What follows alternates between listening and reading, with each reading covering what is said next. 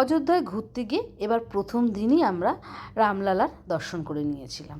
আর তার পরের দিন ভাবলাম আশপাশের সাইট সিনটা একটু ঘুরে নিই, তাই জন্য একটা গাড়ি বুক করে নিয়েছিলাম। গাড়ি বুক করে আমরা ঠিক 11টা নাগাদ বেরিয়ে পড়েছিলাম সাইট সিন করবো বলে। আমাদের হোটেল থেকেই গাড়ি বুক করে দিয়েছিল, সেই গাড়ি করেই আমরা বেরিয়ে পড়েছিলাম সাইট সিন করবো বলে। প্রথমেই নিয়ে গেছিলো মণি পর্বতে। এখানকার এক একটা জায়গার এক একটা মাহাত্ম্য আছে, ঠিকই সব কিছু আমার মনে নেই, ওনারা ওখানে বলছিল আর আমি সেগুলো শুনেছিলাম, কিন্তু সব এখন এই মুহূর্তে মনে করতে পারছি না। এখানে নাকি রামচন্দ্রের বিয়ের সময় মণিমাণিক্য ফেলা হয়েছে, তাই জন্যে এটা মণি পর্বত নাম। আমি বলতে পারবো না, আমাদের ড্রাইভার যা বলেছে সেটাই তোমাদের সাথে শেয়ার করলাম। এই পর্বতের উপরে একটা ছোট্ট মন্দির আছে, সেই মন্দিরে রামলালার একটা ছবি রয়েছে, যেটা দোলনায় বসানো রয়েছে। সবাই সেই দোলনাটাকে সুন্দর করে দোল খাওয়াচ্ছিল, আমরাও সেখানে দোল খাইয়েছিলাম। নিচে এসে দেখলাম যে এখানেও ঠাকুরের মূর্তি রয়েছে, রামের মূর্তি রয়েছে, এই যে সেই মূর্তি এখানে রয়েছে। বেশ সুন্দর ছিল জানো তো মূর্তিগুলো দেখতে। সেখানে আমরা একটু প্রণাম করে তারপরে বেরিয়ে চলে এসেছিলাম সূর্যকুণ্ড দেখবে বলে। দাদাই বলে দিল এটা সূর্যকুণ্ড, তাই সেখানে চলে এসেছিলাম। বেশ বড় সড়ো জায়গাটা আর একদম পরিষ্কার। আর দাঁড়াও তোমাদের সূর্যকুণ্ডটা দেখাচ্ছি।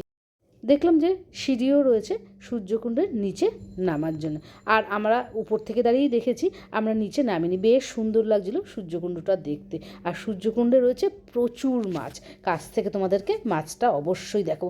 বেশ ভালো লাগছিলো, অনেক মানুষ। ওই দেখো, ওই হলো মাছ, কত মাছ দেখছো। প্রচুর মানুষ ওখান থেকে খাবার কিনে খাবার খাওয়াচ্ছিল। অনেকে আবার সূর্যদেবকে জলও দিচ্ছিল ওখানে। আমরা ওই সামনে দাঁড়িয়েই দেখছিলাম, নিচে আর নামার ইচ্ছে হয়নি বলে নামিনি। আর এদিকে একটা শিব মন্দিরও রয়েছে, সেখানে সুব্রত গেছিল শিব ঠাকুরকে প্রণাম করার জন্য। এই যে ওখানে ভিতরে প্রণাম করছে। আর ওপাশ থেকে বেরিয়ে তারপরে আমরা সূর্যদেবের দর্শন করতে ঘুরে ওপাশের মন্দিরটায় চলে গেছিলাম। বেশ ভালো লাগছিল। এই প্রথমবার এখানে আমরা এসেছি, এর কথা আগে জানতাম না। এই হচ্ছিল সূর্যদেবের মূর্তি। আমরা এই মন্দিরটাকে সুন্দর করে প্রদক্ষিণ করে বেরোবার সময় দেখলাম এখানে বিয়ে হচ্ছে।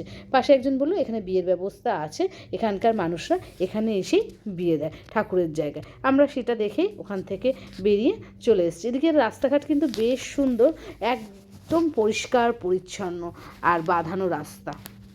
সূর্যকুণ্ড থেকে বেরিয়ে আমরা চলে এসেছিলাম ভরতজির মন্দির। এই হচ্ছিল ভরতজির মন্দির। ওখানে অনেক মানুষ ঠাকুরের গান গাইছিল। আমরা মন্দিরে চলে এসেছি, মন্দিরের ভিতরে ঠাকুরকে প্রণাম করে তারপরে আরেক জায়গায় যাব। এইসব মন্দিরের কথা কিন্তু আমরা এর আগে শুনিনি, জানিও না।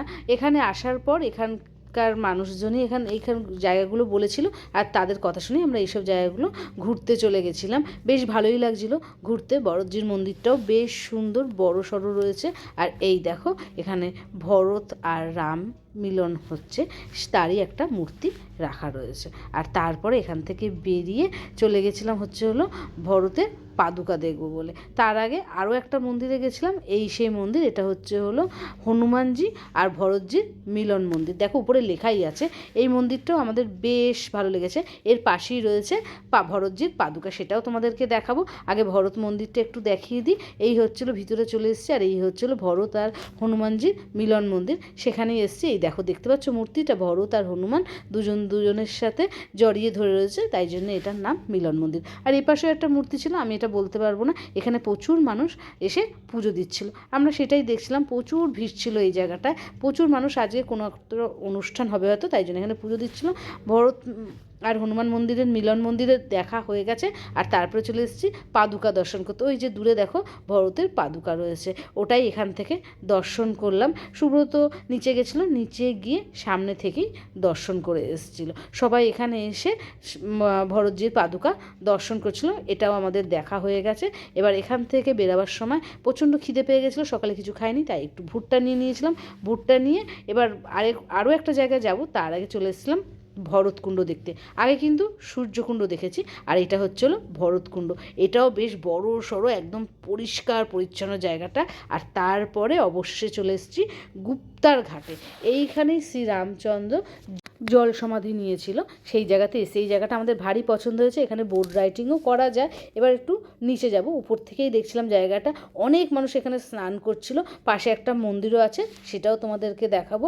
আর এখন একটু নিচে যাব, নিচে গিয়ে এখানে বেশ কিছুক্ষণ সময় কাটিয়ে তারপরে হোটেলে ফিরবো। এই জায়গাটা না আমাদের ভারী ভালো লেগেছিলো, প্রচুর মানুষ আসছে। আর এই যে বললাম না, এই হচ্ছিল রামের আরও একটা মন্দির রয়েছে এখানে, রাম সীতা লক্ষণের মন্দির। 3:30টার সময় খুলবে বলে আমরা মন্দিরে আর যেতে পারিনি, এখন হোটেলে ফিরছি। কারণ আমাদের হনুমানগড়ি যাওয়া হয়নি, হনুমানগড়ি দর্শন করতে যাব বলেই আর সাথে সময় নেই, তাই আমরা হোটেলে ফিরে আসছি। আর হোটেলে ফেরার পথে দূরে দেখলাম রাম মন্দিরটা, কি সুন্দর দেখা যাচ্ছে দেখো, বেশ ভালো লাগছিল দূর থেকে দেখতে।